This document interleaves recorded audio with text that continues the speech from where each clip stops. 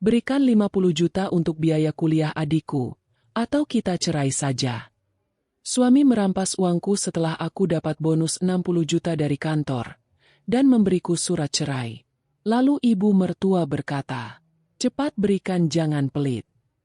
Tanpa pikir panjang, langsung kutanda tangani surat itu.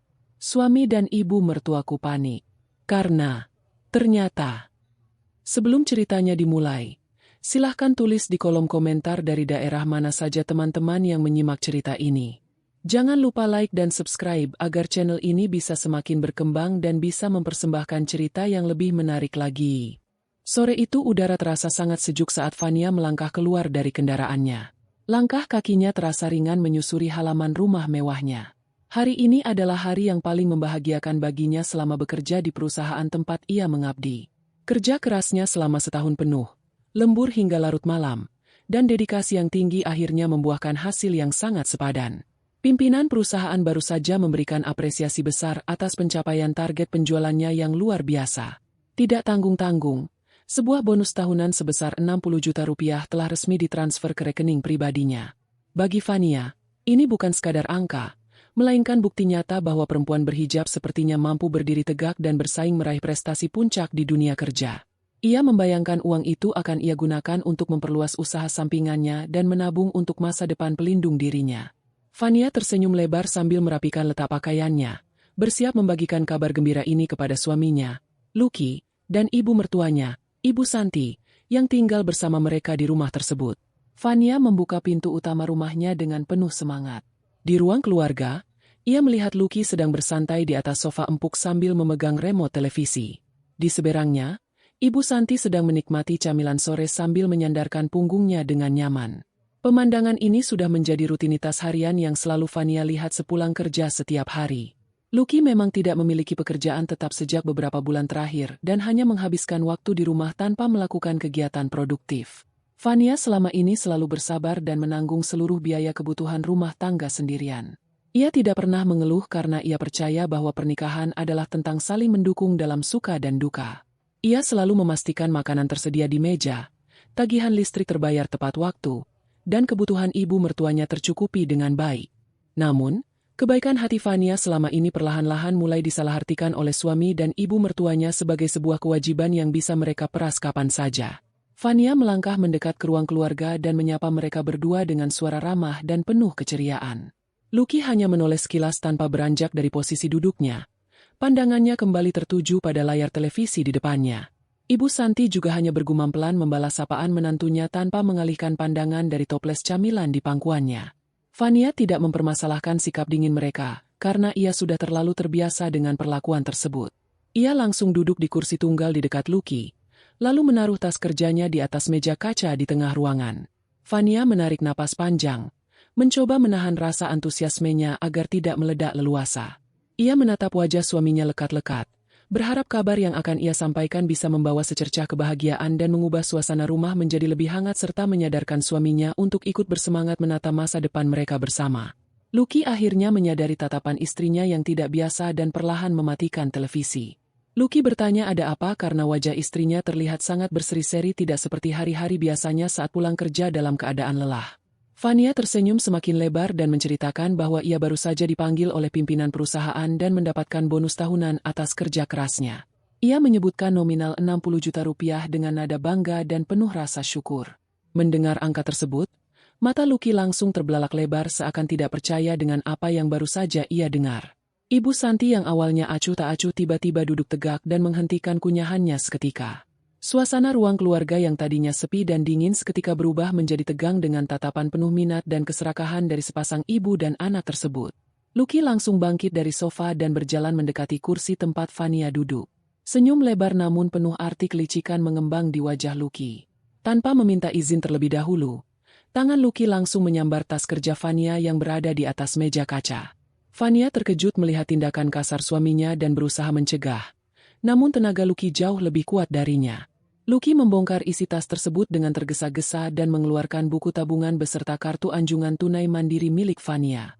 Fania langsung berdiri dari tempat duduknya dan meminta Lucky dengan tegas untuk segera mengembalikan barang-barang pribadinya tersebut. Lucky malah tertawa meremehkan permintaan istrinya dan dengan sengaja menyembunyikan buku tabungan beserta kartu itu di balik punggungnya agar tidak bisa diraih oleh Vania. Dengan nada memerintah layaknya seorang majikan kepada bawahannya, Lucky menyuruh Vania untuk segera memberikan kata sandi dan mentransfer uang sebesar 50 juta rupiah ke rekening pribadinya saat itu juga. Vania terdiam membeku mendengar permintaan yang sangat tidak masuk akal dan tiba-tiba itu. Ia menatap suaminya dengan dahi berkerut dan bertanya untuk tujuan apa uang sebanyak itu diminta secara paksa. Lucky menjawab dengan nada santai seolah-olah ia sedang meminta uang jajan, bahwa uang itu akan digunakan untuk membiayai pendaftaran kuliah adiknya, Luna. Lucky beralasan bahwa Luna butuh biaya besar untuk keperluan pendidikannya dan Vania sebagai kakak ipar yang sedang bergelimang harta wajib membantu keluarga suaminya tanpa banyak bertanya. Vania menolak permintaan itu mentah-mentah tanpa keraguan sedikitpun. Ia menegaskan dengan suara lantang bahwa uang itu adalah hasil keringatnya sendiri, buah dari kerja kerasnya yang seringkali membuatnya kurang tidur, stres memikirkan target pekerjaan, dan kelelahan luar biasa setiap harinya. Vania mengingatkan Lucky dengan kalimat yang sangat jelas bahwa selama ini ia sudah menanggung seluruh biaya makan harian, tagihan listrik bulanan, air, dan semua kebutuhan rumah tangga tanpa bantuan sepeser pun dari suaminya.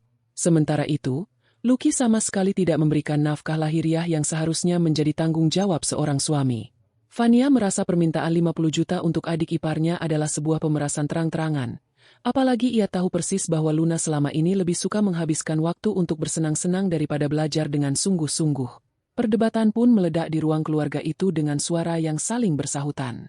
Lucky mulai meninggikan suaranya hingga urat lehernya menonjol, menuduh Vania sebagai istri yang pembangkang, sombong karena memiliki penghasilan, dan tidak tahu cara berbakti kepada keluarga suami. Vania tetap berdiri tegak di posisinya, tidak mundur satu langkah pun menghadapi amarah suaminya. Ia menatap tajam ke dalam mata suaminya dan mengatakan bahwa kewajiban membiayai pendidikan Luna adalah tanggung jawab penuh Lucky sebagai kakak kandungnya dan Ibu Santi sebagai orang tuanya, bukan tanggung jawab Vania yang posisinya hanya sebagai kakak ipar yang selama ini selalu dimanfaatkan tenaganya. Mendengar keributan yang semakin memanas itu, Ibu Santi tidak tinggal diam dan langsung ikut campur membela putranya. Ibu mertuanya itu berjalan menghampiri Vania dengan wajah memerah menahan marah. Ibu Santi menunjuk-nunjuk tepat di depan wajah Vania dan mengeluarkan kalimat-kalimat yang sangat menyakitkan hati nurani. Cepat berikan. Jadi istri jangan pelit. Adik suamimu itu butuh masa depan dan kamu punya banyak uang berlebih. Bentak Ibu Santi dengan suara melengking yang menggema di seluruh ruangan. Ibu Santi terus menyudutkan Vania tanpa henti, mengatakan bahwa semua harta yang didapatkan oleh seorang istri secara otomatis adalah milik suami juga dan suami berhak menggunakannya untuk kepentingan keluarganya. Vania mencoba menjelaskan posisinya dengan tenang dan rasional, namun ibu dan anak itu terus-menerus menyerangnya secara verbal, sama sekali tidak memberikan kesempatan bagi Vania untuk membela diri atau memberikan alasan logis. Situasi mencapai titik didih ketika Lucky menyadari bahwa semua argumen dan bentakannya tidak sedikit pun bisa mematahkan ketegasan hati Vania. Lucky merasa harga dirinya sebagai seorang suami terinjak-injak di depan ibu kandungnya sendiri. Dalam keadaan marah besar dan dorongan kuat untuk segera menguasai keadaan serta menundukkan istrinya, Lucky melangkah cepat dengan emosi meluap-luap menuju kamar tidur utama mereka. Beberapa saat kemudian, ia kembali ke ruang keluarga dengan langkah lebar sambil membawa sebuah map dokumen di tangannya. Lucky membanting map itu ke atas meja kaca di hadapan Vania dengan suara benturan yang sangat keras. Isi map tersebut rupanya adalah selembar draft surat pernyataan cerai yang ternyata sudah disiapkan dan diketik oleh Lucky sejak lama, menunggu waktu yang tepat untuk digunakan sebagai senjata pamungkas.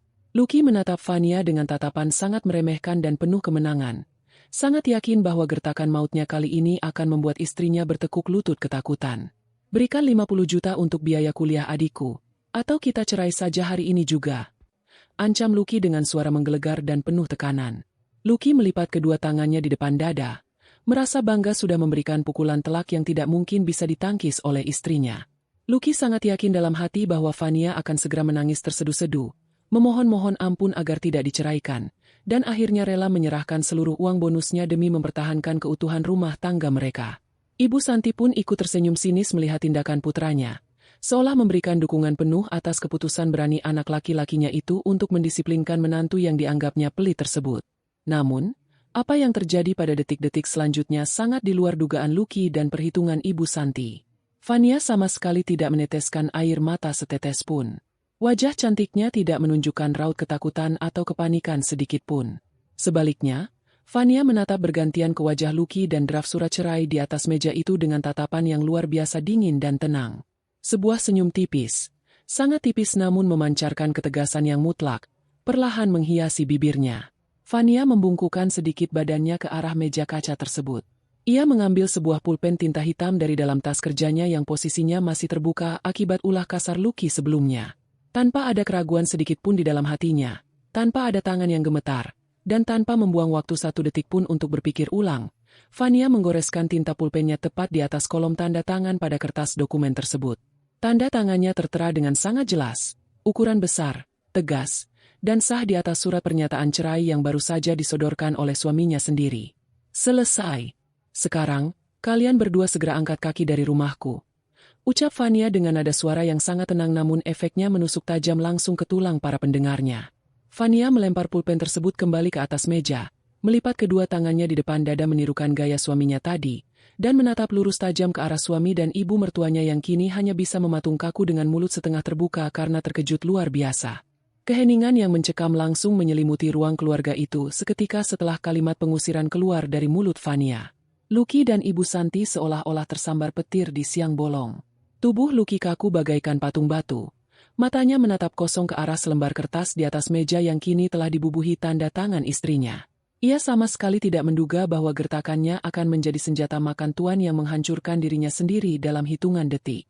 Lucky mencoba memaksakan sebuah tawa canggung, mengira bahwa ini hanyalah sebuah balasan candaan dari istrinya. Ia menelan ludah dengan susah payah dan mencoba mencairkan suasana yang tiba-tiba terasa mencekik lehernya. Kamu jangan bercanda, Fania. Cepat coret tanda tangan itu. Ini bukan waktunya untuk main-main dengan perpisahan. Ucap Lucky dengan suara yang mulai terdengar sedikit bergetar, kehilangan semua nada arogansinya yang tadi begitu lantang. Namun Fania tetap berdiri mematung di tempatnya dengan sorot mata yang tidak berubah sedikit pun. Tetap dingin dan tidak tersentuh. Aku sama sekali tidak sedang bercanda. Lucky, kamu yang meminta perpisahan ini, dan aku dengan sangat senang hati mengabulkannya. Kesabaranku sudah habis hari ini. Silakan ambil kertas itu sebagai bukti, lalu segera kemasi semua barang-barangmu dan barang ibumu. Keluar dari properti milikku sekarang juga. Jawab Fania dengan artikulasi yang sangat jelas dan tegas. Mendengar kata properti milikku, Lucky tersentak kaget seolah baru saja disiram air es ke seluruh tubuhnya. Kepanikan yang sesungguhnya mulai menjalar masuk ke dalam pikirannya. Selama ini, Lucky selalu merasa berkuasa di dalam rumah tersebut dan merasa memiliki hak penuh atas segala isinya karena statusnya sebagai kepala keluarga. Lucky baru tersadar kembali pada kenyataan pahit bahwa rumah mewah yang sangat nyaman ini, kendaraan roda 4 di garasi, dan seluruh aset berharga di dalamnya adalah murni harta bawaan warisan peninggalan almarhum kedua orang tua Fania yang diserahkan jauh sebelum mereka berdua terikat pernikahan. Lucky tidak memiliki kontribusi finansial sepeser pun dalam pembelian atau perawatan rumah ini. Ia benar-benar hanyalah seorang penumpang yang selama ini menumpang hidup dengan segala fasilitas gratis dari istrinya. Dalam keadaan panik dan putus asa untuk menyelamatkan harga dirinya yang tersisa, Lucky mencoba mencari jalan keluar lain. Ia teringat pada buku tabungan dan kartu anjungan tunai mandiri milik Fania yang tadi berhasil ia rampas dan masih berada di tangannya. Lucky segera merogoh saku celananya, mengeluarkan telepon seluler pintarnya dengan gerakan tergesa-gesa. Jari-jarinya yang mulai berkeringat dingin berusaha keras membuka aplikasi perbankan digital untuk mencoba memindahkan uang 60 juta itu ke rekening pribadinya secara paksa sebelum ia benar-benar diusir. Namun, begitu ia mencoba masuk ke dalam aplikasi tersebut dengan kata sandi yang biasa ia gunakan, layar telepon selulernya menampilkan pesan peringatan bahwa akses telah ditolak dan akun tersebut sedang dibekukan sementara. Fania yang memperhatikan kepanikan suaminya dari seberang meja hanya bisa tersenyum sinis. Jangan buang-buang waktu mencoba meretas uangku. Lucky, aku sudah memblokir semua akses perbankan milikku dan mengubah semua kata sandinya sejak aku berada di jalan pulang tadi. Aku sudah curiga dengan gelagat burukmu belakangan ini. Kamu tidak akan pernah bisa mengambil 1 rupiah pun dari hasil keringatku. Jelas Fania dengan nada penuh kemenangan. Mendengar penjelasan itu, Lucky merasa dunianya runtuh seketika. Kemarahannya kembali meledak karena merasa dipermainkan. Ia berteriak memaki Fania dan melangkah maju seolah ingin melakukan tindakan kasar. Namun Fania dengan sangat cepat merogoh telepon selulernya sendiri dari dalam saku bajunya. Tanpa membuang waktu, Fania menekan nomor panggilan cepat yang langsung terhubung dengan pos penjagaan keamanan perumahan tersebut. Halo, Pak Satpam. Tolong segera kirimkan 2 petugas keamanan ke rumah saya di blok utama sekarang juga. Ada 2 orang yang bukan lagi penghuni rumah ini menolak untuk pergi dan mulai bertindak mengancam keselamatan saya. Ucap Fania dengan suara tenang namun penuh penekanan, memastikan Lucky dan Ibu Santi mendengar setiap kata yang ia ucapkan. Ibu Santi yang sejak tadi hanya terdiam karena terkejut luar biasa akhirnya tersadar dari lamunannya. Wajah tuanya yang tadi terlihat galak kini berubah menjadi pucat pasi dipenuhi ketakutan. Ia bangkit dari sofa dengan langkah gontai dan mulai menangis terseduh-seduh, mencoba memainkan peran sebagai korban yang teraniaya. Ibu Santi memohon-mohon kepada Fania, mengingatkan tentang ikatan keluarga dan dosa mengusir orang tua ke jalanan pada malam hari. Fania, menantuku yang cantik, kamu gila. Ini sudah mulai gelap. Ibu yang sudah tua ini mau tidur di mana? Tega sekali kamu melakukan ini pada keluarga suamimu sendiri. Ratap Ibu Santi sambil menyeka air mata buayanya. Fania menatap mantan ibu mertuanya itu tanpa ada rasa iba sedikit pun di dalam hatinya. Luka batin yang ditorehkan oleh kata-kata kasar Ibu Santi selama bertahun-tahun sudah terlalu dalam untuk disembuhkan dengan tangisan palsu. Di jalanan, silakan. Itu bukan urusanku lagi. Saat ibu menyuruhku memberikan uang hasil lelahku, ibu tidak memikirkan perasaanku. Saat ibu mendukung anakmu mengancam cerai, ibu juga tidak memikirkan nasibku. Sekarang, silakan ibu tanggung sendiri akibat dari keserakahan kalian berdua. Jawab Fania dengan tatapan tajam yang membuat Ibu Santi seketika terdiam 1000 bahasa. Tidak lama kemudian, suara sirine pendek dari kendaraan patroli keamanan perumahan terdengar berhenti tepat di depan halaman rumah. 2 orang petugas keamanan berbadan tegap melangkah masuk setelah Fania membukakan pintu untuk mereka.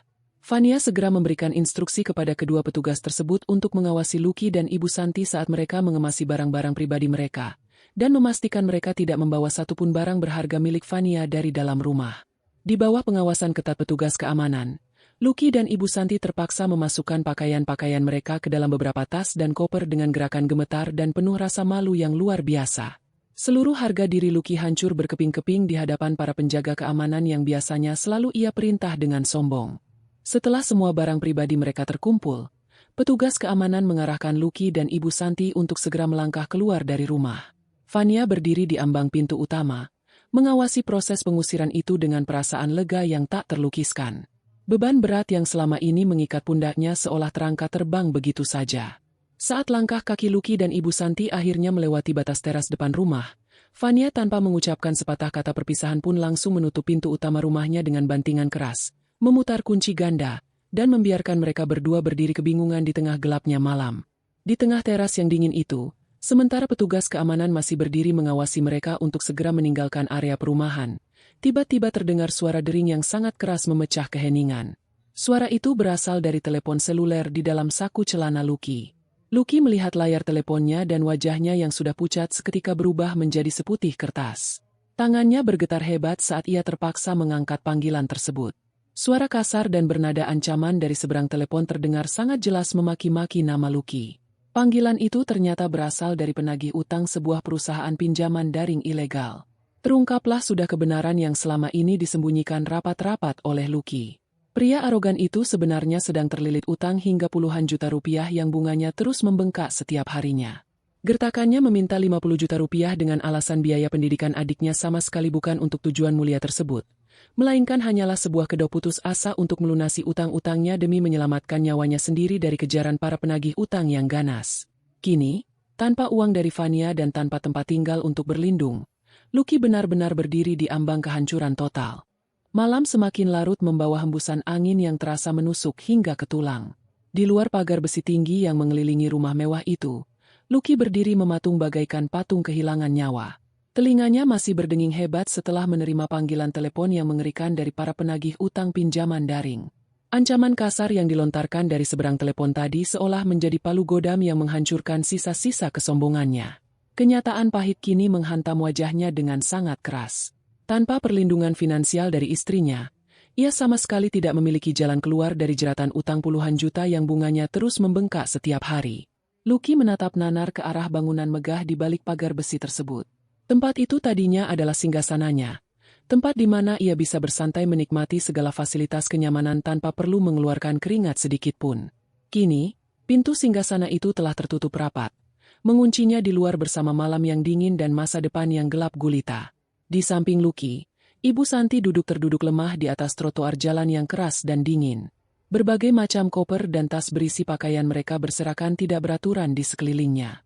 Wanita parubaya yang beberapa jam lalu berteriak lantang dengan penuh kesombongan itu kini hanya bisa menangis sesenggukan. Rasa bangganya hancur berkeping-keping saat ia harus diseret keluar dari rumah oleh petugas keamanan perumahan. Ibu Santi mulai meratapi nasibnya, menyalahkan keadaan. Namun lucunya ia sama sekali tidak menyalahkan kebodohan anak laki-lakinya. Ia merasa bahwa dunia ini sangat tidak adil karena seorang menantu berani mengusir mertuanya sendiri. Dalam pikiran sempitnya, segala harta yang dimiliki oleh menantu perempuan adalah hak mutlak milik keluarga suami, dan tindakan Fania mempertahankan hartanya dianggap sebagai sebuah dosa besar yang tidak termaafkan. Rasa panik yang luar biasa membuat Lucky kehilangan seluruh akal sehatnya. Ia menyadari bahwa membiarkan malam ini berlalu tanpa membujuk Fania adalah sebuah kesalahan mematikan. Dengan langkah gontai, Lucky berjalan mendekati pagar besi yang terkunci rapat itu. Ia meraih jeruji pagar dengan kedua tangannya yang gemetar dan mulai mengguncangnya kuat-kuat sambil meneriakkan nama istrinya. Lucky membuang jauh-jauh sisa harga dirinya. Ia bersimpuh di atas aspal jalanan, menekuk lututnya dalam-dalam, dan mulai memohon dengan suara yang sangat menyayat hati. Ia meminta agar Fania merobek surat pernyataan cerai tersebut dan membukakan pintu untuknya. Lucky berteriak bahwa ia menyesal, bahwa ia sedang berada dalam tekanan pikiran yang sangat berat sehingga salah berucap, dan memohon kesempatan kedua demi keutuhan rumah tangga mereka. Mendengar ratapan putranya, Ibu Santi ikut bangkit dan berjalan terseok-seok mendekati pagar. Ia memegang jeruji besi itu dengan wajah basah oleh air mata. Ibu Santi mulai ikut berteriak memanggil nama Fania, menggunakan senjata manipulasi perasaan yang selama ini selalu ia andalkan.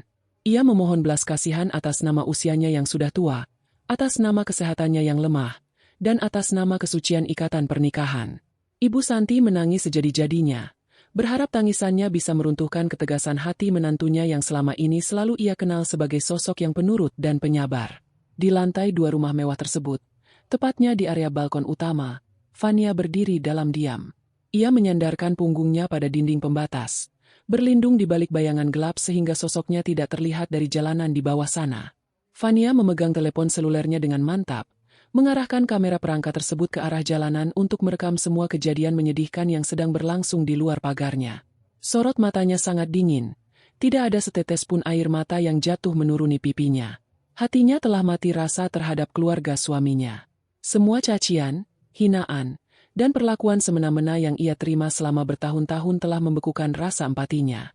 Fania membiarkan kamera itu terus merekam setiap kata permohonan palsu yang keluar dari mulut suami dan ibu mertuanya, mengumpulkan setiap bukti yang bisa ia gunakan di pengadilan nanti. Di tengah hiruk-pikuk tangisan dan permohonan dari luar pagar tersebut, sebuah kendaraan roda 2 yang disewa dari layanan angkutan berhenti tepat di belakang Lucky. Seorang perempuan muda melompat turun dari kendaraan itu dengan wajah kesal. Ia adalah Luna, adik kandung Lucky. Luna datang dengan langkah tergesa-gesa, mengabaikan tumpukan koper yang berserakan di trotoar. Pandangannya langsung tertuju pada kakaknya yang sedang bersimpuh di depan pagar. Luna berkacak pinggang. Napasnya memburu karena emosi yang tertahan. Ia sama sekali tidak peduli dengan keadaan ibu dan kakaknya yang terlihat sangat menyedihkan di malam yang dingin itu.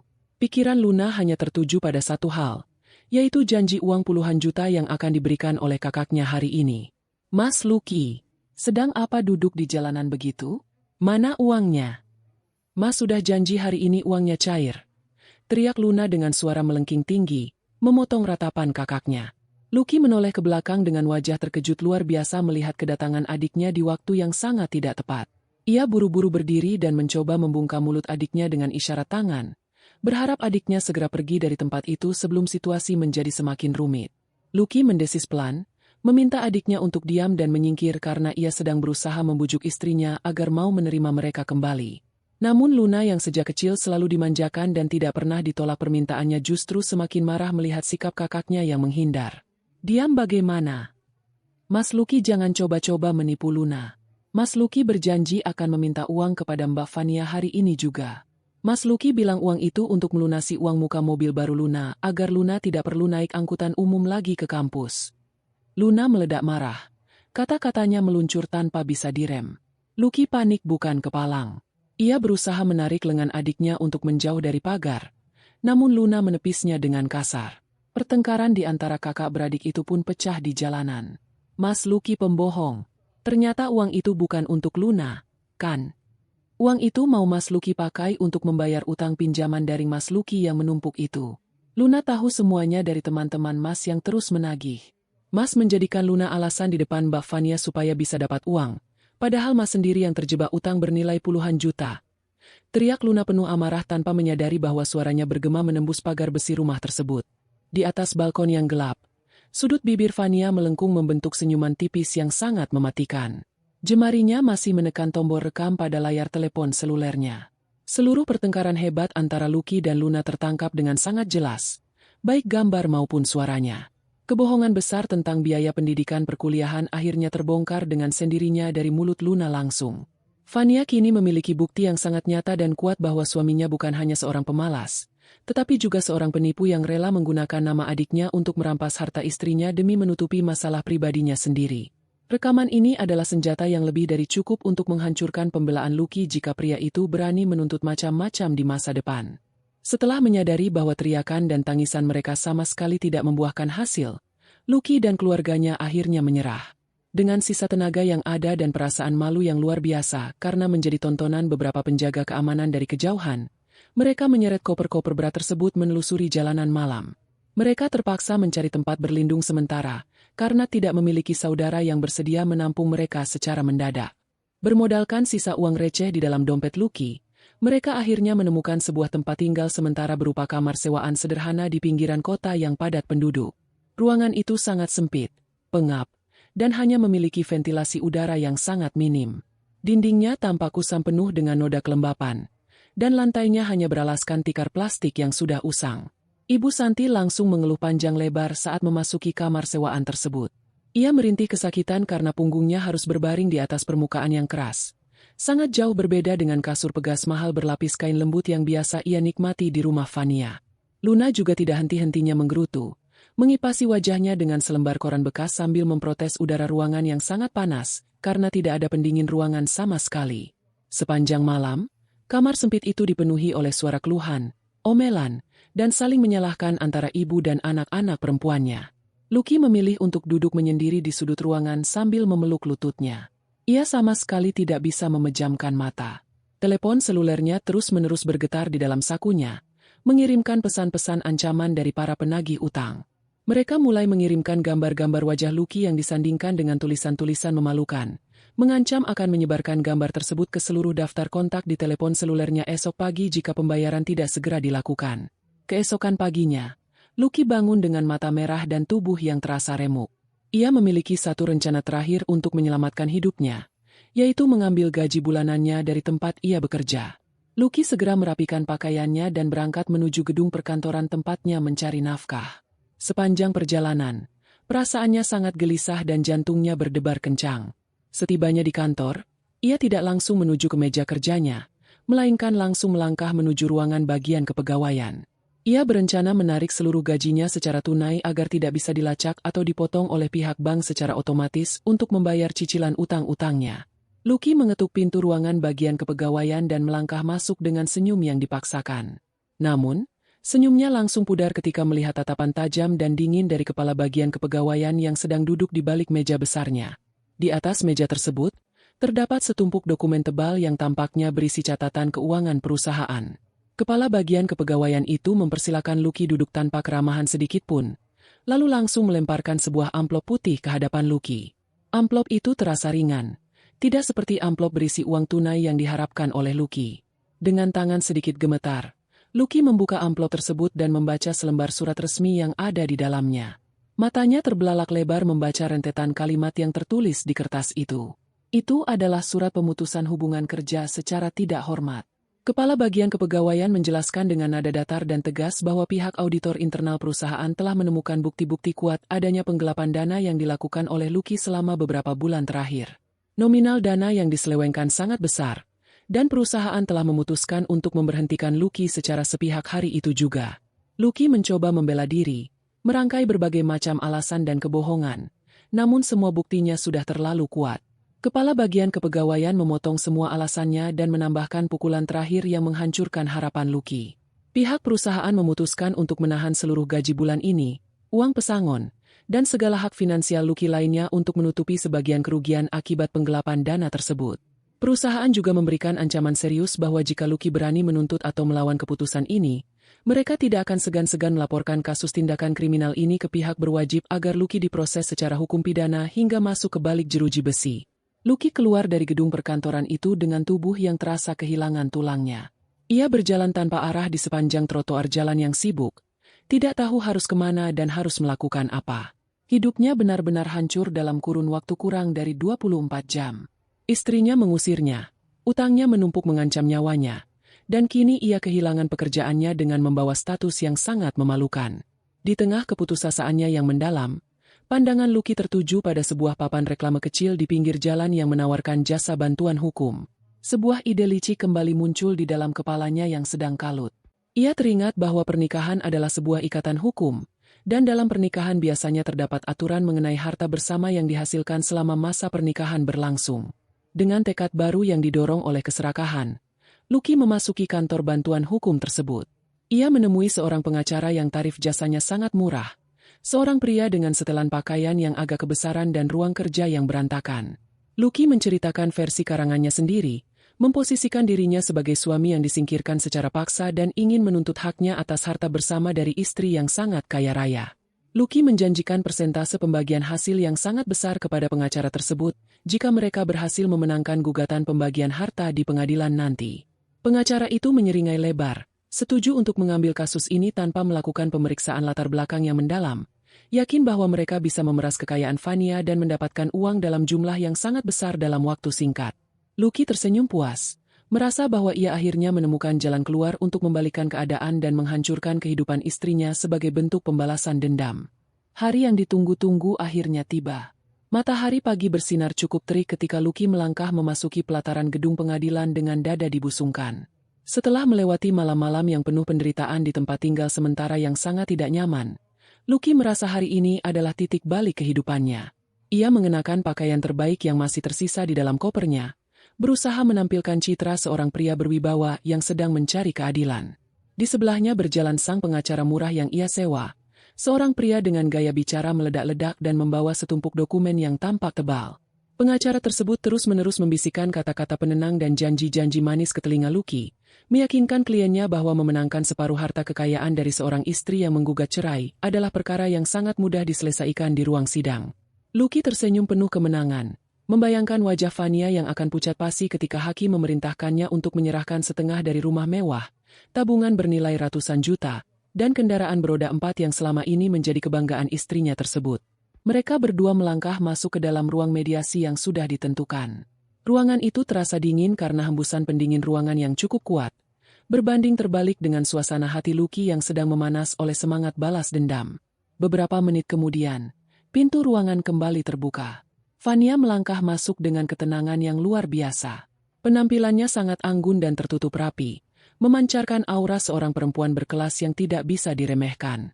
Tidak ada gurat kesedihan, penyesalan, atau rasa takut di wajahnya.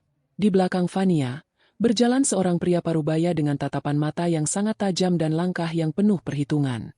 Pria itu adalah pengacara andalan Vania, seorang pakar hukum keluarga kelas atas yang reputasinya sudah tidak diragukan lagi di dunia peradilan. Kehadiran pengacara tersebut seketika membuat nyali pengacara Lucky sedikit menciut.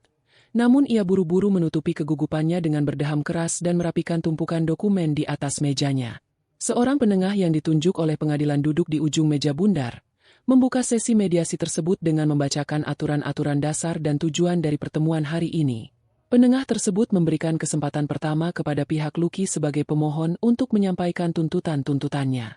Pengacara Lucky langsung berdiri dari tempat duduknya, melipat tangan di dada, dan mulai berbicara dengan nada suara yang sengaja ditinggikan agar terdengar mengintimidasi. Ia memaparkan bahwa kliennya telah mengorbankan banyak hal selama masa pernikahan dan karenanya berhak atas pembagian harta bersama secara adil dan merata. Klien saya, Saudara Lucky, menuntut hak mutlaknya atas setengah dari nilai rumah tinggal yang selama ini ditempati, setengah dari saldo tabungan yang ada di rekening istri, serta kepemilikan atas satu buah kendaraan beroda 4. Semua itu adalah harta yang dikumpulkan selama masa perkawinan berlangsung, sehingga menurut hukum yang berlaku, klien saya berhak mendapatkan bagiannya. Ucap pengacara Lucky dengan senyum bangga, melirik ke arah Vania seolah-olah ia baru saja menjatuhkan hukuman mati. Fania sama sekali tidak merespons ucapan pengacara murahan tersebut. Ia tetap duduk tegak. Kedua tangannya bertumpu dengan anggun di atas pangkuannya. Wajahnya sedatar permukaan danau yang tenang. Fania hanya menoleh sekilas ke arah pengacaranya, memberikan isyarat halus untuk mengambil alih kendali pembicaraan. Pengacara elit itu perlahan membuka sebuah map kulit tebal bermotif elegan yang sedari tadi ia bawa. Ia mengeluarkan beberapa lembar kertas berhologram resmi yang dilengkapi dengan segel hukum yang sah. Dengan gerakan sangat tenang, pengacara Fania menggeser dokumen tersebut ke tengah meja agar bisa dilihat langsung oleh penengah dan pihak seberang. Sungguh sebuah tuntutan yang sangat berani dan mengesankan, ucap pengacara Fania dengan nada suara rendah namun penuh wibawa. Namun sayangnya, tuntutan tersebut sama sekali tidak memiliki dasar hukum yang mengikat. Klien kami, Saudari Fania, adalah seorang wanita yang sangat cerdas dan berpikiran maju. Jauh sebelum pernikahan ini diresmikan, klien kami telah melindungi seluruh aset pribadinya dengan dokumen hukum yang sah. Mendengar pernyataan tersebut, Lucky mengerutkan dahi, tidak memahami arah pembicaraan pengacara istrinya. Pengacara Lucky dengan tangan gemetar mengambil dokumen yang disodorkan tersebut dan mulai membaca deretan kalimat di dalamnya. Wajahnya perlahan-lahan berubah menjadi pucat pasi seiring dengan matanya yang terus bergerak dari satu baris kalimat ke baris berikutnya. Ini adalah perjanjian pemisahan harta yang ditandatangani oleh kedua belah pihak dan disahkan oleh pejabat pembuat akta tanah serta dicatatkan di hadapan hukum sebelum hari pernikahan mereka. Lanjut pengacara Fania, suaranya menggema di ruangan yang tiba-tiba menjadi sunyi senyap. Dalam perjanjian ini tertulis dengan sangat jelas dan tidak terbantahkan, bahwa seluruh harta bawaan klien kami, termasuk namun tidak terbatas pada tanah, bangunan rumah, kendaraan, dan seluruh pendapatan dari hasil kerjanya, adalah mutlak milik klien kami sepenuhnya. Saudara Lucky tidak memiliki hak atas Rp1 pun dari aset-aset tersebut, baik selama pernikahan berlangsung maupun setelah terjadinya perpisahan. Lucky terbelalak lebar. Napasnya seakan terhenti di tenggorokan. Ia baru teringat bahwa bertahun-tahun yang lalu, saat ia masih berusaha mengambil hati Fania, ia menandatangani tumpukan kertas yang disodorkan oleh keluarga Fania tanpa membacanya secara teliti karena terlalu dibutakan oleh keinginannya untuk segera menikahi wanita kaya tersebut. Kebodohannya di masa lalu kini bangkit dari kubur untuk mencekiknya hidup-hidup. Pengacara Lucky hanya bisa menundukkan kepala, menyadari bahwa ia baru saja membawa kliennya ke dalam sebuah peperangan tanpa membawa satupun senjata. Namun, pukulan telak yang disiapkan oleh Fania ternyata belum berakhir sampai di situ. Fania menatap Lucky dengan sorot mata yang penuh dengan rasa jijik. Pengacara Fania kembali merogoh map kulitnya dan mengeluarkan sebuah tumpukan dokumen yang lebih tebal. Kali ini, dokumen tersebut berisi lembaran-lembaran cetakan mutasi rekening perbankan dan puluhan lembar foto yang dicetak dengan warna yang sangat jelas. Pengacara itu menyebarkan foto-foto dan catatan mutasi tersebut di atas meja tepat di hadapan Lucky. Karena pihak Anda sudah berani menuntut sesuatu yang bukan haknya, maka klien kami juga akan menggunakan hak hukumnya, tegas pengacara Fania. Kami memiliki bukti-bukti yang tidak terbantahkan bahwa selama 2 tahun terakhir, Saudara Lucky telah mengalihkan sebagian besar uang belanja rumah tangga yang diberikan oleh klien kami kepada seorang wanita bernama Nita. Ini adalah bukti perselingkuhan yang nyata, sekaligus bukti penyalahgunaan dana kepercayaan. Di atas meja, terlihat jelas foto-foto Lucky yang sedang berjalan berdua dengan seorang wanita lain di berbagai tempat perbelanjaan, masuk ke dalam tempat tinggal wanita tersebut, serta bukti-bukti pemindahan dana perbankan dari rekening Lucky ke rekening atas nama Nita secara rutin setiap bulan. Lucky menelan ludah dengan susah payah. Keringat dingin mulai mengucur deras dari dahinya membasahi kerah pakaiannya. Rahasia terbesar yang selama ini ia simpan rapat-rapat akhirnya terbongkar dengan cara yang paling memalukan di hadapan penegak hukum.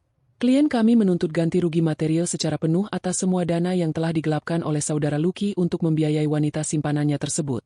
Lanjut pengacara Fania tanpa ampun. Jika saudara Lucky tidak sanggup mengembalikan dana tersebut dalam batas waktu yang ditentukan, kami tidak akan segan-segan melaporkan kasus ini sebagai tindak pidana penipuan dan penggelapan dalam lingkup rumah tangga. Ruang mediasi itu seketika terasa seperti ruang eksekusi bagi Lucky. Ia tidak bisa mengucapkan satu patah kata pun untuk membela diri. Mulutnya terkunci rapat sementara tubuhnya gemetar hebat menahan rasa malu dan ketakutan yang luar biasa.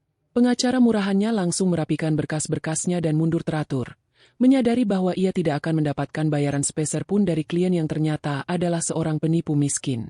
Mediasi hari itu berakhir dengan kemenangan telak dan mutlak di pihak Fania. Fania berdiri dari kursinya, merapikan pakaiannya dengan tenang, dan melangkah keluar dari ruangan itu tanpa sudi menoleh lagi ke arah pria yang kini telah hancur lebur berkeping-keping di kursi pesakitan. Lucky tertunduk lesu di ruang sidang yang telah kosong, menyadari bahwa keserakahannya telah mengantarkannya menuju jurang kehancuran yang sangat dalam. Langkah Lucky terasa sangat berat saat ia menyeret kakinya keluar dari gedung pengadilan. Matahari siang yang terik terasa seperti memanggang kulitnya. Namun rasa panas itu tidak sebanding dengan rasa terbakar di dalam dadanya akibat kekalahan yang sangat memalukan tadi. Pengacara yang ia andalkan telah pergi meninggalkannya begitu saja tanpa mengucapkan salam perpisahan. Menyadari bahwa Lucky tidak akan pernah mampu membayar jasa hukumnya. Lucky berdiri di trotoar jalan yang berdebu dengan pikiran yang benar-benar kosong. Ia tidak memiliki uang, tidak memiliki tempat berlindung, dan diusir dari satu-satunya sumber kekayaan yang selama ini menopang hidupnya. Rasa putus asa mulai menyelimuti seluruh akal sehatnya. Ia harus segera kembali ke tempat tinggal sementara untuk menjemput ibu dan adiknya yang pasti sudah kelaparan menunggu kehadirannya. Setibanya di kamar sewaan sederhana tersebut, Lucky disambut oleh wajah-wajah kusut dan penuh kemarahan dari Ibu Santi dan Luna. Kamar itu terasa seperti oven pemanggang raksasa di siang hari. Luna sedang mengipas-ngipaskan potongan kardus ke wajah ibunya yang terlihat lemas dan terus-menerus mengeluhkan udara yang sangat panas. Begitu melihat sosok Lucky muncul di ambang pintu, Luna langsung melompat berdiri dan memberondong kakaknya dengan berbagai pertanyaan tajam menuntut hasil dari persidangan. Bagaimana hasilnya? Mas, mana uangnya? Kita tidak mungkin tidur di tempat sempit dan panas ini lagi malam ini. Ibu sudah tidak tahan, dadanya sesak dari tadi. Protes Luna dengan nada memerintah yang sangat menjengkelkan. Lucky menelan ludah, berusaha menyembunyikan kepanikan di wajahnya. Ia tahu ia tidak bisa menceritakan kebenaran tentang kekalahan telaknya, tentang surat pemisahan harta, atau tentang bukti perselingkuhannya yang sudah berada di tangan Vania. Dengan keahlian berbohong yang sudah mendarah daging, Lucky merangkai sebuah cerita palsu untuk menenangkan keluarganya. Sidangnya ditunda. Kebohongan pertama meluncur mulus dari mulut Lucky. Hakim butuh waktu untuk mempelajari dokumen-dokumen kita. Vania mencoba menahan semua uangnya. Tapi pengacaraku bilang kita pasti akan menang dalam beberapa minggu ke depan. Untuk sementara waktu, aku sudah mengatur tempat tinggal yang jauh lebih layak untuk kita tempati. Kemasi barang-barang kalian sekarang. Kita pindah dari tempat buruk ini. Mendengar janji tempat tinggal yang lebih baik, raut wajah Ibu Santi dan Luna seketika berubah menjadi sedikit lebih cerah. Mereka segera memasukkan pakaian-pakaian mereka ke dalam tas dengan tergesa-gesa. Lucky mengumpulkan sisa-sisa keberaniannya dan merencanakan satu-satunya jalan keluar yang tersisa di kepalanya. Ia akan membawa keluarganya menumpang di tempat tinggal Nita, wanita selingkuhannya. Lucky sangat yakin ia bisa memanipulasi pikiran Nita dengan janji-janji manis tentang kekayaan yang akan segera ia dapatkan. Sama seperti bagaimana ia menipu keluarganya sendiri. Mereka menggunakan layanan kendaraan angkutan dengan sisa uang receh terakhir milik Luna untuk menuju ke kediaman Nita. Tempat tinggal Nita adalah sebuah hunian sewaan yang cukup bagus dan tertata rapi. Sangat jauh lebih nyaman dibandingkan dengan kamar sempit sebelumnya. Ketika mereka tiba dan mengetuk pintu, Nita membukanya dengan wajah penuh kebingungan. Matanya membesar melihat kehadiran Lucky yang membawa serta ibu dan seorang gadis muda lengkap dengan tumpukan koper besar di belakang mereka. Sebelum Nita sempat melontarkan pertanyaan tajam atau menutup pintu, Lucky langsung melancarkan aksi manipulasinya.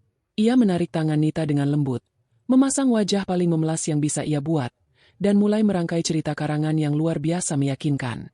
Lucky berbisik bahwa ia sedang dalam proses mengambil alih seluruh kekayaan istri sahnya, namun untuk sementara waktu semua asetnya dibekukan oleh pengadilan.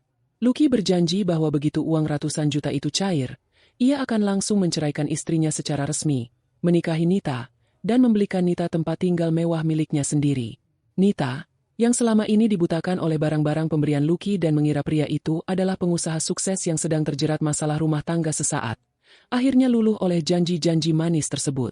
Nita tersenyum tipis, membuka pintu lebar-lebar, dan mempersilakan rombongan benalu itu masuk ke dalam kediamannya. Namun, ketenangan di tempat tinggal Nita hanya bertahan selama beberapa menit pertama saja.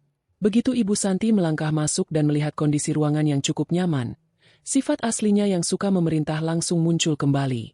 Ibu Santi menjatuhkan tubuhnya di atas sofa empuk milik Nita seolah-olah ia adalah pemilik sah tempat tersebut. Matanya menatap tajam ke arah Nita, menilai penampilan wanita muda itu dari ujung kaki hingga ujung kepala dengan tatapan meremehkan. Kamu yang namanya Nita?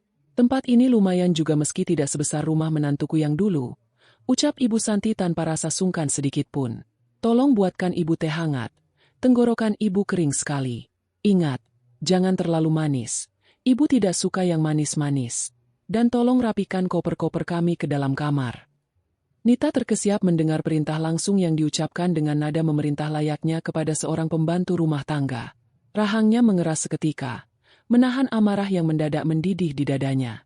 Ia menoleh ke arah Lucky, berharap pria itu akan menegur ibunya.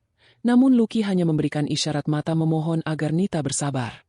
Sementara itu, Luna langsung berjalan menuju televisi, menyalakannya dengan suara keras, dan bertanya dengan nada menuntut mengenai kata sandi jaringan internet di tempat itu tanpa mengucapkan kata tolong atau terima kasih.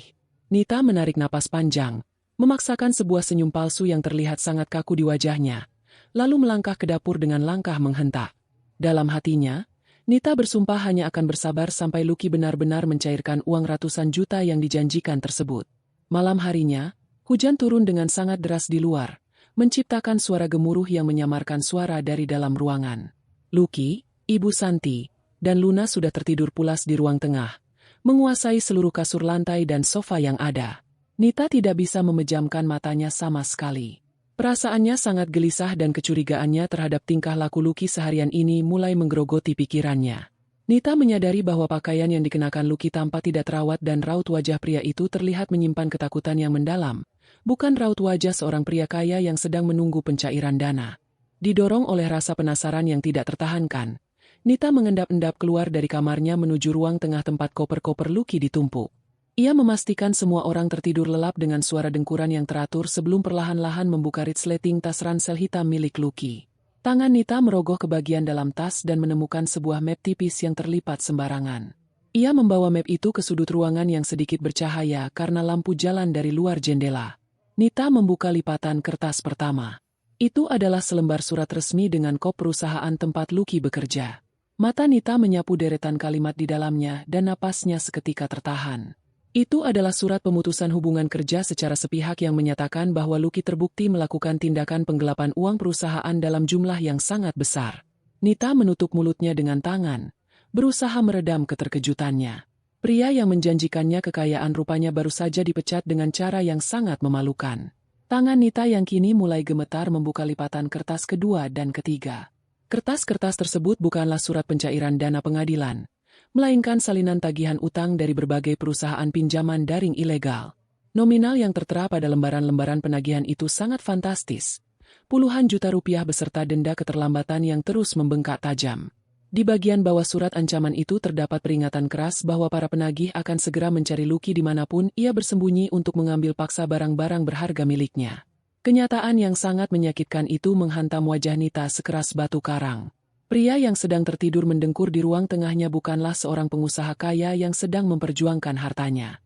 Lucky tidak lebih dari seorang penipu ulung, seorang pengangguran miskin yang terlilit utang dalam jumlah besar, dan seorang buronan penagih utang yang sangat berbahaya.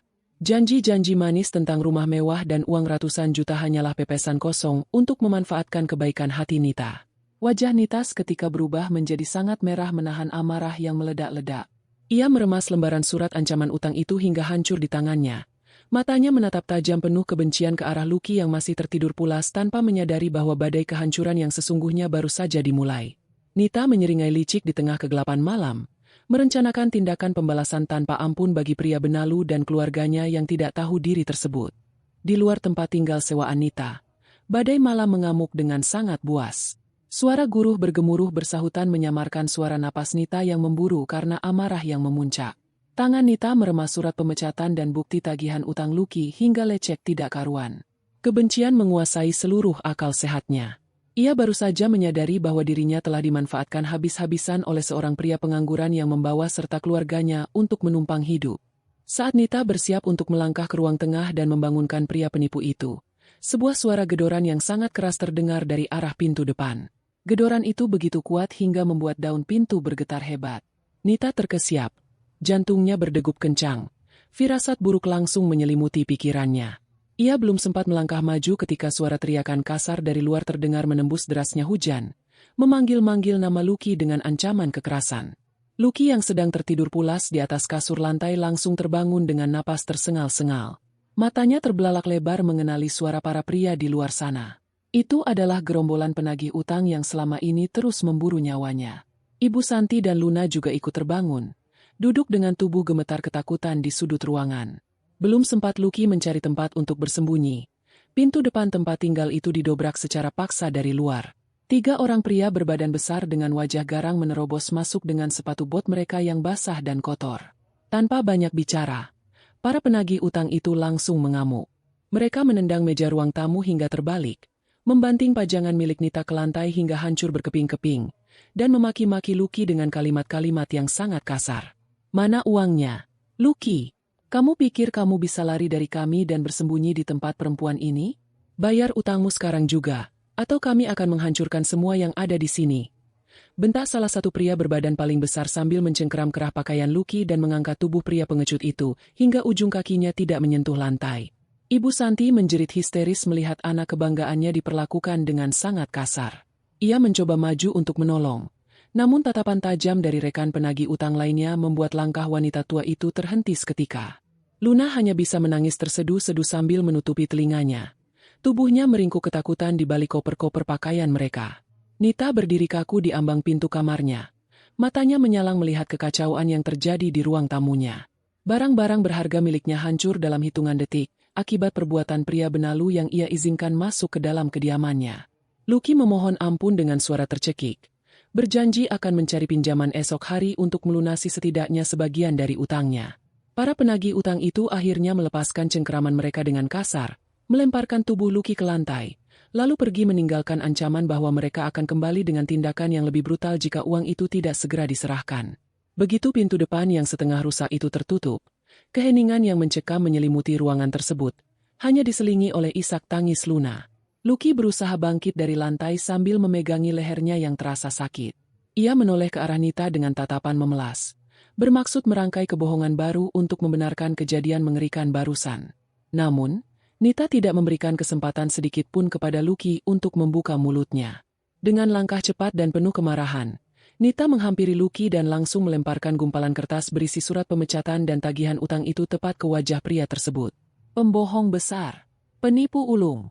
Kamu berani-beraninya membawaku ke dalam masalah kotor milikmu. Kamu tidak memiliki sepeser pun uang. Kamu dipecat karena mencuri, dan kamu diburu karena utang puluhan juta. Keluar kalian semua dari sini. Laki-laki benalu," maki Nita dengan suara melengking tajam yang menggema di seluruh ruangan. Ibu Santi yang tidak terima anak laki-lakinya dimaki-maki oleh seorang wanita asing mencoba membalas ucapan Nita. Ia menudingkan jarinya dan mulai memarahi Nita atas ketidaksopanannya terhadap tamu. Namun Nita yang sudah benar-benar kehabisan kesabaran langsung menepis tangan wanita tua itu. Nita meraih tas Lucky dan melemparkannya keluar pintu yang terbuka, menembus derasnya hujan. Ia kemudian menarik koper-koper pakaian milik mereka dan membuangnya satu persatu ke halaman depan. Lucky mencoba mencegah, namun Nita bertindak jauh lebih cepat. Dengan gerakan kasar, Nita menarik paksa jam tangan mewah yang melingkar di pergelangan tangan Lucky, lalu merogoh saku celana pria itu dan merampas telepon seluler pintarnya. "Ini ganti rugi atas semua perabotanku yang hancur karena ulahmu. Sekarang, pergi kalian dari sini sebelum aku memanggil warga sekitar untuk mengeroyok penipu sepertimu," ancam Nita sambil mendorong tubuh Lucky keluar dari ambang pintu. Nita kemudian membanting pintu kuat-kuat dan menguncinya dari dalam, membiarkan Lucky, Ibu Santi, dan Luna berdiri kebingungan di bawah guyuran hujan badai yang sangat dingin. Mereka tidak memiliki arah tujuan, tidak memiliki tempat berteduh, dan sama sekali tidak memiliki uang untuk menyewa kendaraan. Lucky memunguti pakaian-pakaian mereka yang berhamburan dari dalam koper yang terbuka. Matanya nanar menatap kegelapan malam. Mereka bertiga terpaksa berjalan kaki menyusuri jalanan yang banjir, berusaha mencari emperan toko yang tutup untuk sekadar berlindung dari angin malam yang menusuk tulang. Pakaian mereka basah kuyup, menempel dingin pada tubuh yang menggigil hebat. Ibu Santi berjalan terseok-seok di belakang anak-anaknya. Pikirannya benar-benar terguncang hebat menerima semua kenyataan yang bertubi-tubi menghantamnya dalam satu malam.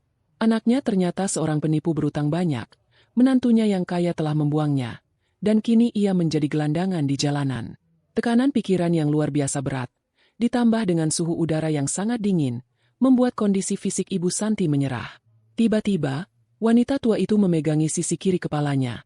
Wajahnya mengerut menahan rasa sakit yang luar biasa. Lalu tubuhnya ambruk begitu saja ke atas aspal yang tergenang air. Lucky dan Luna berteriak histeris melihat ibu mereka jatuh pingsan. Mereka mengguncang-guncang tubuh Ibu Santi, namun tidak ada respons sama sekali. Separuh wajah Ibu Santi tampak kaku, dan napasnya terdengar sangat berat. Ibu Santi terkena serangan kelumpuhan mendadak akibat beban pikiran yang terlampau berat. Lucky meraung-raung di tengah hujan, kebingungan setengah mati mencari pertolongan sementara jalanan benar-benar sepi. Ia tidak memiliki kendaraan, tidak memiliki alat komunikasi, dan tidak memiliki uang sedikit pun untuk membawa ibunya ke pusat kesehatan. Malam itu menjadi malam paling panjang dan menyiksa. Sebuah balasan instan yang setimpal atas semua kesombongan dan kekejaman mereka terhadap Fania di masa lalu. Pagi yang suram menyambut Lucky di lorong sebuah rumah sakit umum kelas bawah.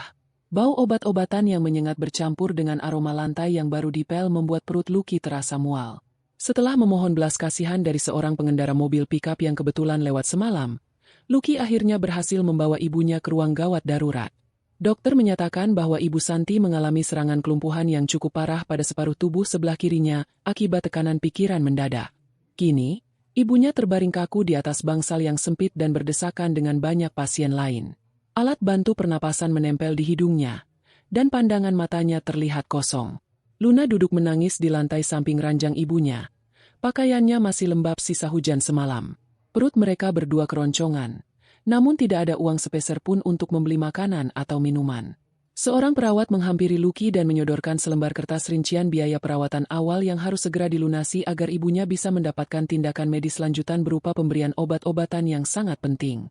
Mata Lucky menatap deretan angka pada kertas itu dengan pandangan kabur. Jumlahnya mencapai belasan juta rupiah. Bagi Lucky saat ini, uang belasan juta itu terasa seperti angka mustahil yang tidak mungkin bisa ia dapatkan. Tidak ada teman yang mau meminjamkan uang kepadanya, tidak ada tempat ia bekerja, dan ia tidak memiliki barang berharga apapun yang bisa dijual. Keputusasaan yang mendalam mencekik lehernya, membuatnya sulit untuk sekadar bernapas. Dalam keadaan akal sehat yang sudah berada di titik nadir, Lucky menyadari bahwa satu-satunya orang di dunia ini yang memiliki kemampuan finansial untuk menyelamatkan nyawa ibunya hanyalah mantan istrinya, Fania. Lucky meninggalkan rumah sakit dengan berjalan kaki menyusuri trotoar di bawah sinar matahari yang mulai terik. Pakaiannya tampak sangat lusuh, kusut, dan berbau tidak sedap akibat kehujanan semalam. Wajahnya dipenuhi rasa lelah, kantung matanya menghitam, dan langkah kakinya terseret-seret. Ia menempuh perjalanan yang cukup jauh menuju gedung perkantoran tempat Fania bekerja. Setibanya di sana, Lucky tidak berani masuk ke dalam karena ia tahu para penjaga keamanan pasti akan mengusirnya mengingat penampilannya yang sangat berantakan menyerupai seorang pengemis. Ia memilih untuk duduk berjongkok di dekat gerbang keluar bangunan tersebut, menunggu dengan sabar kendaraan milik mantan istrinya itu melintas. Waktu berlalu terasa sangat lambat. Perut Lucky semakin perih menahan lapar, dan kakinya mulai kebas karena terlalu lama berjongkok. Menjelang sore hari, kesabarannya akhirnya membuahkan hasil. Kendaraan beroda 4 milik Fania yang tampak sangat mengilap bergerak perlahan keluar dari serambi gedung menuju gerbang utama. Jantung Lucky berdebar sangat kencang. Ia segera bangkit berdiri dan tanpa memedulikan keselamatan dirinya sendiri, Lucky langsung melompat ke tengah jalan, merentangkan kedua tangannya lebar-lebar untuk mengadang laju kendaraan tersebut. Pengemudi yang ternyata adalah Fania sendiri terpaksa menginjak rem mendadak hingga terdengar decitan ban bergesekan dengan aspal. Menyadari kendaraannya berhenti, Lucky langsung berlari mendekati pintu bagian pengemudi. Ia mengetuk-ngetuk kaca kendaraan itu dengan brutal. Wajahnya dipenuhi air mata keputusasaan yang mengalir deras. Ia menempelkan wajahnya pada kaca yang gelap, berharap Fania bisa melihat kehancurannya. "Fania, tolong aku. Ibu sedang kritis di rumah sakit. Dia tidak bisa bergerak. Tolong pinjamkan aku uang untuk biaya perawatannya. Aku butuh uangmu sekarang juga. Aku mohon, ampuni semua kesalahanku, Fania." Ratap Lucky dengan suara serak, mengiba layaknya seekor hewan yang terluka. Lucky bahkan menjatuhkan dirinya di atas genangan air sisa hujan semalam yang menggenang di pinggir jalan raya tersebut. Ia berlutut di sebelah pintu kendaraan, menangkupkan kedua tangannya di depan dada, memohon belas kasihan dari wanita yang selama bertahun-tahun ia peras dan ia rendahkan. Lucky benar-benar membuang seluruh sisa harga dirinya, bersedia menjadi alas kaki Fania asalkan ia mendapatkan uang untuk menyelamatkan nyawa ibunya. Di dalam kendaraan yang sejuk dan nyaman, Fania menatap sosok pria malang di luar jendelanya dengan wajah tanpa ekspresi. Tidak ada sedikit pun rasa kasihan yang tersisa di dalam lubuk hatinya. Ia sangat mengingat jelas bagaimana wajah arogan pria itu saat melemparkan surat pernyataan cerai, dan bagaimana tajamnya lidah Ibu Santi saat mengatainya pelit. Semua penderitaan yang mereka alami saat ini adalah hasil dari benih keserakahan yang mereka tanam sendiri. Dengan gerakan perlahan dan sangat tenang, Fania menekan tombol untuk menurunkan kaca jendelanya sedikit saja, hanya cukup untuk memberikan celah udara. Melihat kaca jendela terbuka, secercah harapan menyala di mata Lucky. Ia segera mendekatkan wajahnya, bersiap mengucapkan ribuan kata terima kasih, meyakini bahwa kebaikan hati Fania yang dulu selalu ia eksploitasi akan kembali menyelamatkannya hari ini. Namun, harapan itu hancur berkeping-keping saat ia melihat tangan kanan Fania terulur keluar dari celah jendela tersebut. Tangan itu tidak memegang segepok uang tunai atau selembar cek bernilai puluhan juta. Di antara jari telunjuk dan ibu jari Fania, hanya terdapat sekeping uang koin logam pecahan Rp500 yang terlihat kusam. Fania menatap tepat ke dalam bola mata Lucky yang sembab. Sorot mata Fania sangat tajam, menembus langsung ke dasar keangkuhan Lucky yang telah hancur. Dengan gerakan pelan yang seolah disengaja untuk mempertegas setiap maknanya, Fania melepaskan jepitan jarinya.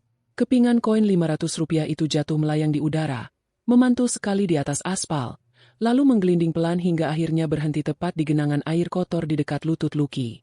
Itu sedekah untuk pengemis, ucap Fania dengan nada suara yang sangat datar, sedingin es, tanpa ada penyesalan sedikitpun. Jangan pernah sentuh mobilku lagi. Setelah mengucapkan kalimat penutup yang sangat mematikan tersebut, Fania langsung menaikkan kembali kaca jendelanya hingga tertutup rapat.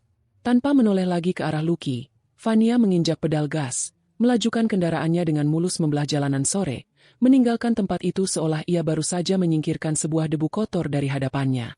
Di belakang sana, Lucky hanya bisa terdiam membeku. Ia menundukkan kepalanya dalam-dalam, menatap koin Rp500 yang terendam di dalam genangan air lumpur tersebut. Tangisannya pecah seketika.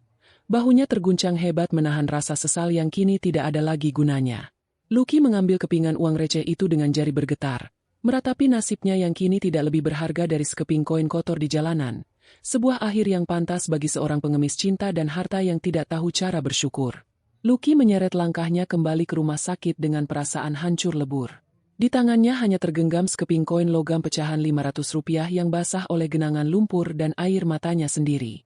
Pikirannya benar-benar buntu. Tidak tahu harus memberikan alasan apa kepada adiknya yang sedang menunggui ibu mereka yang terbaring kaku.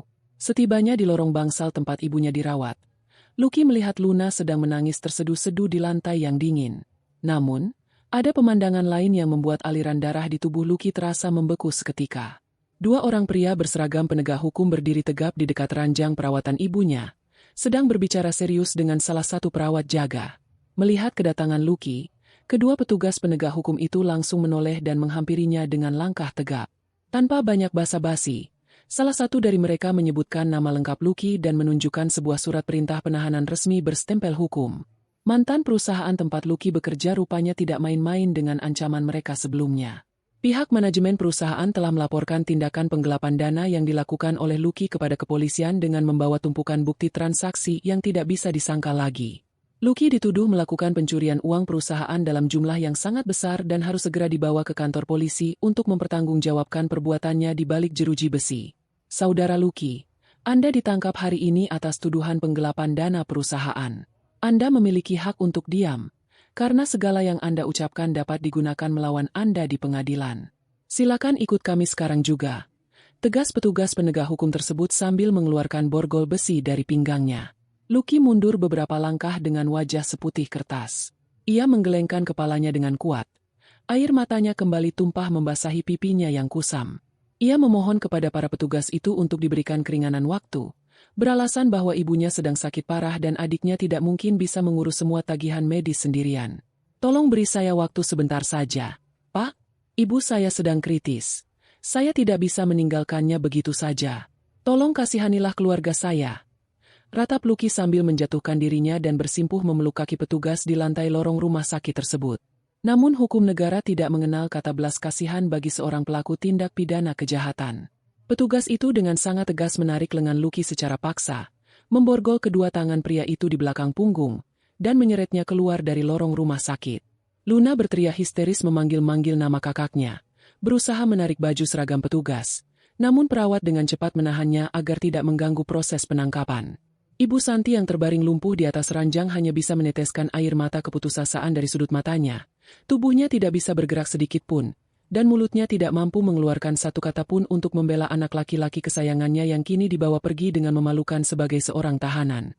Sejak hari penangkapan kakaknya itu, kehidupan Luna berubah 180 derajat menjadi sebuah siksaan panjang tanpa henti. Tanpa adanya sumber keuangan dari kakaknya dan fasilitas kemewahan yang selama ini selalu disuplai oleh mantan kakak iparnya, Luna terpaksa berhenti dari bangku perkuliahan karena tidak sanggup membayar biaya pendidikan. Harapan besarnya untuk memiliki kendaraan roda 4 baru dan memamerkan gaya hidup mewah hancur seketika menjadi debu. Ia harus mencari pekerjaan secepatnya untuk membeli makanan harian termurah dan menebus resep obat-obatan ibunya yang harganya sangat mahal. Karena tidak memiliki keterampilan khusus dan belum memiliki gelar sarjana, Luna akhirnya hanya bisa diterima bekerja sebagai buruh cuci piring di sebuah warung makan tenda pinggir jalan yang selalu ramai pembeli dari pagi buta hingga tengah malam. Pekerjaan kasar itu sangat menguras tenaga dan meruntuhkan seluruh sisa harga diri Luna yang selama ini selalu bersikap sombong di depan orang lain. Ia harus berjongkok berjam-jam di dekat ember besar berisi air kotor yang bau, menyikat sisa-sisa bumbu makanan dari tumpukan piring yang seolah-olah tidak ada habisnya. Tangannya yang dulu sangat halus dan terawat kini berubah menjadi kasar, kemerahan, dan melepuh akibat bersentuhan dengan sabun cuci piring kualitas sangat rendah setiap hari. Pemilik warung makan pinggir jalan itu juga merupakan sosok perempuan parubaya yang sangat galak dan tidak segan-segan membentak jika melihat Luna bekerja dengan gerakan yang terlalu lambat. Kerja yang benar. Cuci piring saja lambat sekali. Kalau kamu malas-malasan, saya potong upah harian kamu hari ini juga. Di luar sana masih banyak orang susah yang mau menggantikan posisimu. Bentak pemilik warung sambil menendang ember kosong dengan keras di dekat kaki Luna. Luna menundukkan kepalanya dalam-dalam. Air matanya jatuh menetes bercampur ke dalam ember air cucian piring tersebut. Ia menggigit bibir bawahnya kuat-kuat untuk menahan suara isak tangis agar tidak terdengar oleh pelanggan. Pikirannya melayang pada masa lalu ketika ia bisa dengan mudahnya menuntut uang puluhan juta kepada kakaknya. Uang yang ternyata merupakan hasil keringat kakak ipar yang selalu ia benci dan ia hina. Rasa penyesalan yang teramat dalam kini datang terlambat menyayat lubuk hatinya. Sementara itu, di dalam sel tahanan markas kepolisian yang sangat dingin dan pengap, Lucky duduk meringkuk menyandarkan punggungnya pada jeruji besi yang keras.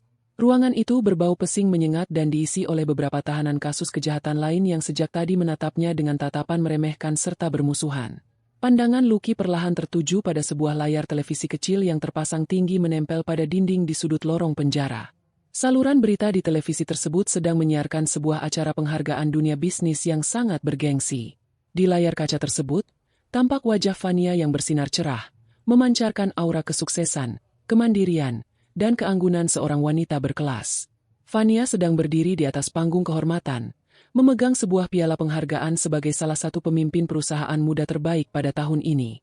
Senyum Fania terlihat sangat tulus, anggun, dan bahagia, berbanding terbalik dengan kehidupan Lucky yang kini sedang membusuk perlahan-lahan di dalam sel penjara. Lucky menutupi wajahnya dengan kedua tangan yang terborgol, menangis sejadi-jadinya meratapi segala kebodohan dan keserakahan di masa lalu yang telah menghancurkan hidupnya sendiri hingga tidak bersisa.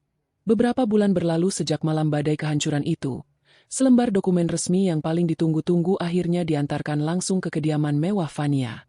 Dokumen tersebut adalah akta perceraian sah yang dikeluarkan secara resmi oleh pihak pengadilan, menyatakan secara tertulis bahwa ikatan pernikahannya dengan Lucky telah terputus sepenuhnya di mata hukum dan agama. Tidak ada lagi sisa-sisa masalah yang mengikat. Tidak ada lagi perdebatan tuntutan harta kekayaan, dan yang paling penting, tidak ada lagi sosok manusia benalu yang menghisap hasil kerja kerasnya selama ini. Fania memandangi selembar kertas berharga itu dengan dada yang terasa sangat lapang. Beban emosional yang sangat berat dan selama bertahun-tahun membelenggu langkah kakinya kini benar-benar telah terangkat terbang ke udara. Ia merasa seperti terlahir kembali menjadi sosok perempuan tangguh yang memegang kendali penuh atas arah takdir dan masa depan kebahagiaannya sendiri. Untuk merayakan kebebasan jiwa dan lembaran baru dalam perjalanan hidupnya, Fania mengadakan sebuah acara syukuran kecil-kecilan di halaman belakang rumah mewahnya. Udara sore hari itu terasa sangat menyejukkan, dihiasi oleh nyala lampu-lampu taman yang temaram dan susunan berbagai macam hidangan lezat yang tertata sangat rapi di atas meja panjang. Fania sama sekali tidak mengundang banyak orang. Ia hanya mengundang keluarga inti dari pihak almarhum kedua orang tuanya serta beberapa sahabat terdekat yang selama ini selalu setia memberikan dukungan moral di saat-saat terberat dalam hidupnya. Suasana sangat hangat, kekeluargaan, dan penuh canda tawa menghiasi perayaan sederhana tersebut. Tidak ada lagi raut ketegangan atau tatapan kelelahan di wajah cantik Fania. Yang ada hanyalah pancaran kedamaian batin dan rasa syukur yang teramat mendalam. Fania kemudian bangkit berdiri di tengah-tengah para tamu undangannya. Ia mengangkat sebuah gelas kaca panjang berisi jus buah segar yang sangat dingin, meminta perhatian sejenak dari semua orang yang hadir sore itu. Senyum paling manis dan tulus mengembang di wajahnya yang berseri-seri. Terima kasih banyak kepada kalian semua yang tidak pernah meninggalkanku di masa-masa paling gelap dalam hidupku.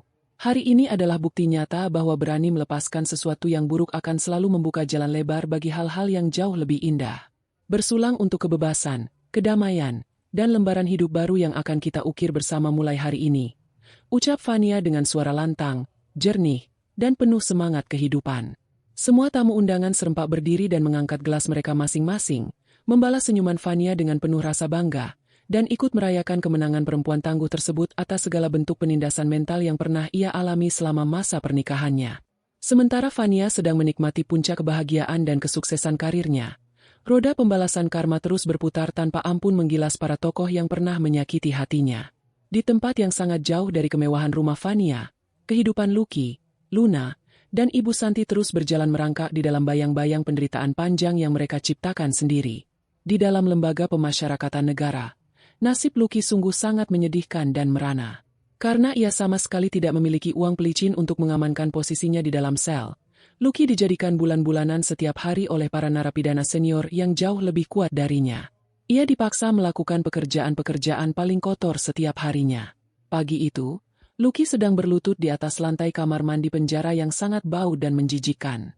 Tangannya memegang sebuah sikat berbulu kasar, menggosok lantai yang penuh lumut kotor sambil terus-menerus menerima makian, dorongan, dan hinaan dari tahanan lain. Tubuhnya kini tampak kurus kering kekurangan gizi, wajahnya kusam tidak terawat, dan martabatnya sebagai seorang manusia sudah lama hilang ditelan oleh kerasnya hukum rimba di dalam penjara. Di sudut kota yang ramai pejalan kaki dan sangat berdebu, Luna masih terus berjuang setengah mati bertahan hidup di balik tumpukan piring kotor warung tenda.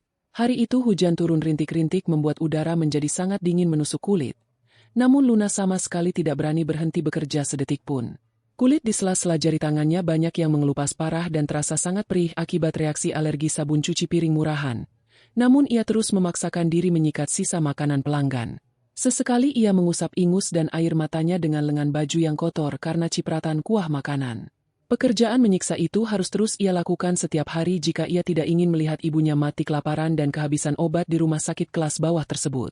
Luna telah kehilangan kebebasan masa mudanya, kehilangan lingkungan pertemanannya, dan kehilangan masa depannya hanya karena ia selalu mendukung kelicikan kakaknya untuk merampas harta mantan kakak iparnya. Adapun Ibu Santi, wanita parubaya yang dulu begitu sombong, selalu memandang rendah orang lain, dan berlidah sangat tajam itu, kini hanya bisa menghabiskan sisa umurnya berbaring kaku di atas ranjang rumah sakit pemerintah yang sangat sempit. Ruangan bangsal umum itu sangat sesak oleh pasien lain, udaranya panas, dan suasananya sangat berisik sepanjang hari. Serangan kelumpuhan permanen yang menyerang seluruh separuh badan bagian kirinya membuat Ibu Santi kehilangan total kemampuannya untuk berbicara dengan jelas dan bergerak secara leluasa. Setiap kali para perawat membersihkan tubuhnya dengan gerakan yang cukup kasar dan terburu-buru, Ibu Santi hanya bisa memejamkan mata meringis menahan sakit tanpa bisa mengeluarkan suara keluhan sedikit pun. Di saat-saat malam hari yang sunyi, air mata penyesalan yang sangat pedih selalu mengalir deras dari sudut mata tuanya membasahi bantal yang tipis. Pikirannya terus-menerus memutar kembali ingatan masa lalu saat ia membentak Fania di ruang keluarga rumah mewah itu. Kata-kata kasar jangan pelit yang dulu ia lontarkan dengan penuh kesombongan kini terus terngiang-ngiang bergema di dalam telinganya, seolah menjadi cambuk gaib yang terus menyiksa batinnya tanpa henti setiap detik. Ia baru menyadari dengan penyesalan yang tidak ada ujungnya bahwa ia telah membuang menantu emas yang begitu baik hati demi membela membabi buta anak kandungnya yang ternyata hanyalah seorang penjahat dan penipu. Namun, semua penyesalan pahit itu sudah tidak ada artinya lagi sekarang. Pembalasan karma telah ditagih dan dibayar dengan lunas seketika. Kisah kehidupan ini ditutup dengan langkah anggunan percaya diri Fania yang berjalan kembali masuk ke dalam rumah mewahnya setelah acara perayaan syukuran selesai. Ia duduk dengan tenang di ruang kerjanya yang luas, menyalakan komputer, membuka lembaran dokumen rancangan proyek bisnis barunya, dan mulai bekerja dengan penuh keyakinan. Fania telah membuktikan kepada dunia bahwa kebaikan hati yang sempat dikhianati dan diinjak-injak tidak akan membuat seseorang hancur tenggelam, melainkan justru akan menempanya menjadi pribadi teguh yang tidak akan pernah terkalahkan lagi. Keadilan semesta selalu menemukan jalannya sendiri yang paling tepat, dan bagi Fania, lembaran masa depannya kini bersinar jauh lebih terang dari apa yang pernah ia bayangkan sebelumnya.